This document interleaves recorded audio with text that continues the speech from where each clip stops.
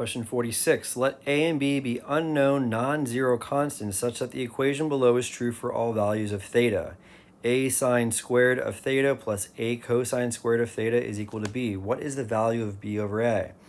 So to do this problem, you need to know this identity. The identity is sine squared of theta plus the cosine squared of theta is equal to 1. And it doesn't matter what theta is. Theta could be anything. Okay, and if this is a little confusing because of the way it's written, another way to think of it is to have sine of theta with the square on the outside. That's the same thing.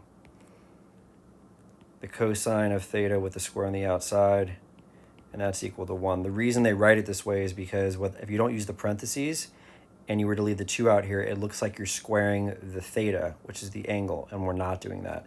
So by convention, without using the parentheses, they move the 2 over on top of the trig function here, but it means the same thing.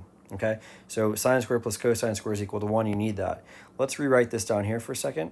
So if we have, and I'm going to use capital A, so if we have a sine squared theta plus a cosine squared theta, and that's equal to, I'm going to use capital B, we can factor an a out of this left side from these two terms, and we're left with just a, and then that is sine squared of theta plus cosine squared of theta, and that's equal to b.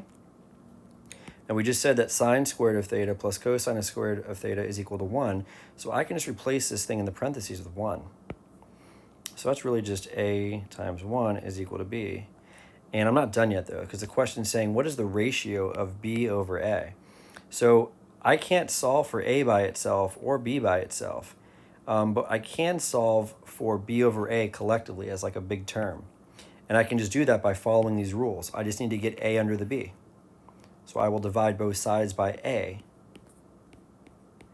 And on the left side, even though the a's cancel, it doesn't mean I get 0. If you do something divided by itself, it gives you 1. So I have 1 on the left side, and that's equal to b over a. And that's exactly what it's asking us for, right? That's what it's asking us for right here. So b over a here is just 1. So our answer for this one is going to be J.